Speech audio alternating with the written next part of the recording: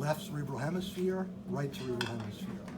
The two cerebral hemispheres are separated by a longitudinal fissure that goes all the way in to the top of the corpus callosum. That huge commissure that connects the hemispheres is the corpus callosum. So this is the left central sulcus groove.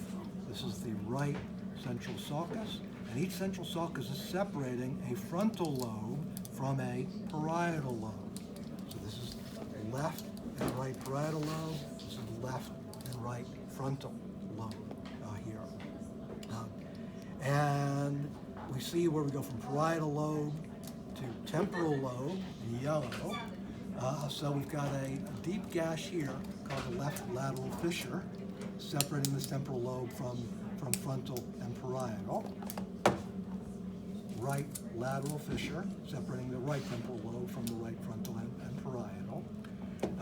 Back here, we have the parietal lobes giving way to the two occipital lobes in green, the left and right occipital lobe. There's no way to tell that we don't have a nice little separation. We don't have a sulcus or a fissure, at least not from an external view, that shows the separation, the transition from parietal to occipital.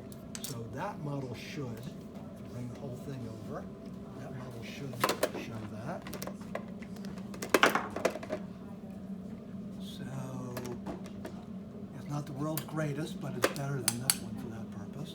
So this would be left parietal lobe, left occipital lobe, and there's a groove that should go all the way down, right there, called the left parieto-occipital sulcus. We do have models that show this better, show this more clearly. So it's a groove that separates a parietal lobe from an occipital lobe, parieto-occipital sulcus. Okay, so now the point though being, you can only see that groove, you can only see that separation in a medial view. The lateral view does not show the parieto-occipital sulcus. Now, let's do visual cortex here. So all of the occipital lobe cortex, left and right, is visual cortex.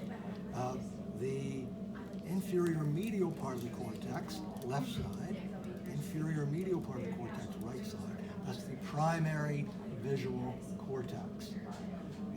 Destroy that, you're blind. The visual pathway from the eyes go right on back to here and to here. So, and surrounding that is the visual association area. Visual association. So they don't make the effort to show that this is just primary, this is association, but some of the brain models do that separation. So I want you to be aware. The primary visual cortex is the inferior most medial part of the occipital lobe cortex, right there. And the rest of the surrounding occipital lobe cortex is visual association area. So to be able to see images, to form images, you need this cortex. To be able to interpret images, to tell one image from another, you need the visual association area, cortex of the occipital lobes. Let's see. Let's go way to the front, and we've got frontal lobe. So left central sulcus, immediately anterior to it, is a left precentral gyrus, this bulge. Right central sulcus, immediately anterior to it, is the right precentral gyrus, this partner bulge. So the red is indicating its cortex. It's basically saying this is specialized cortex, this is specialized cortex.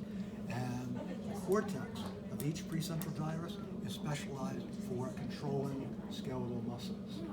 So the cortex here, the actual surface gray matter tissue, is called the primary motor cortex. This is primary motor cortex.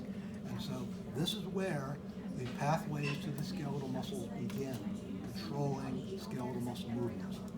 So the primary motor cortex on the left precentral gyrus is controlling what I'm doing right now.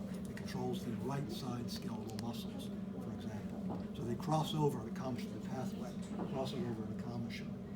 So, and this cortex here controls the left side skeletal muscles. And immediately anterior to that, we have the premotor area. Frontal lobe cortex here is called premotor area. And then left side, still staying with the frontal lobe, right here. So we're on the left side, we're on the frontal lobe cortex, but we're anterior to the precentral gyrus cortex. So right here. There's a quarter size, maybe silver dollar size patch of cortex called Broca's area. Almost always just on the left side. Broca's area is the motor language area. Broca's area is the cortex that's used in expressing language in any form. Spoken language, written language, sign language, you name it. Smoke signals, any way of expressing language requires a functioning Broca's area. Let's see. Let's go to the postcentral gyrus, which is part of the parietal lobe.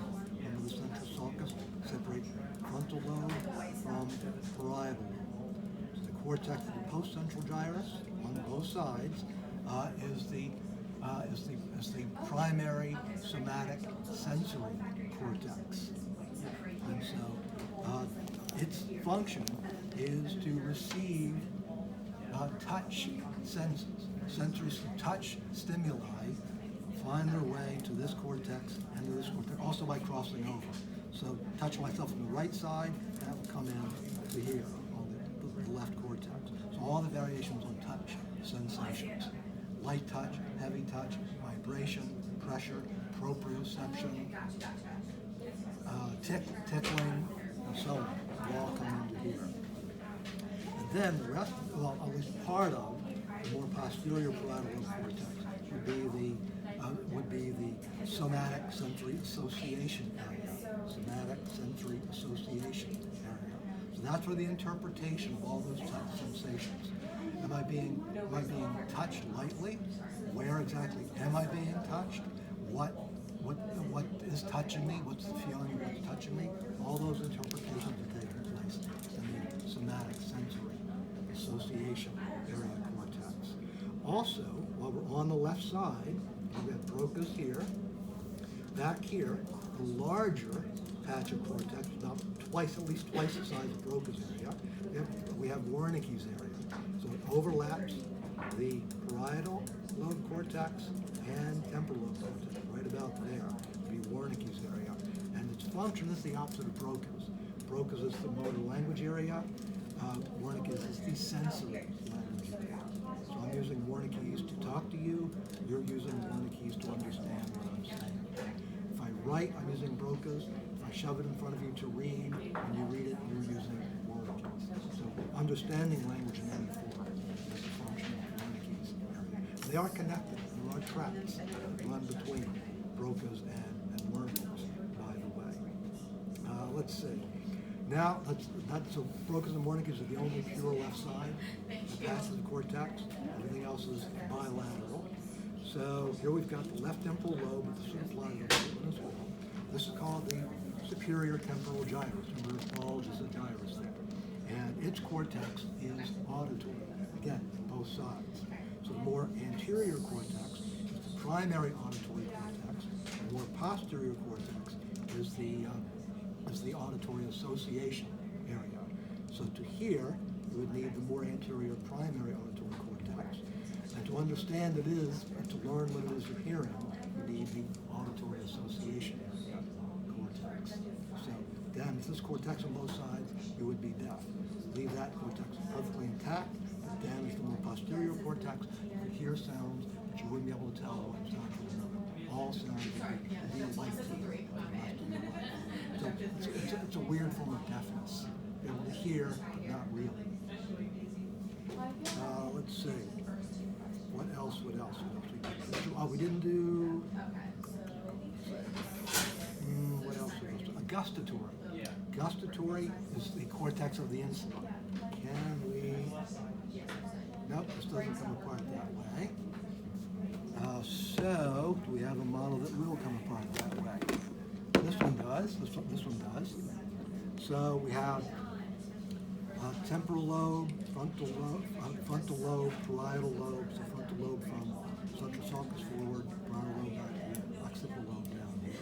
Define right or left insula, we've got to go into the lateral fissure. So there we see, we are reviewing the right insula. There, right insula in here. And its cortex has a gustatory or taste function, sense of taste. So there's a right and the left insula, therefore there's a right and a left gustatory. Okay? Oh, olfactory. I just happened to look at this one face inferior view. Olfactory cortex, guys, medial temporal lobes. So we've got left and right temporal lobe. See the orange here? See the orange here? Medial temporal lobe cortex for the sense of smell. Olfactory cortex. Okay?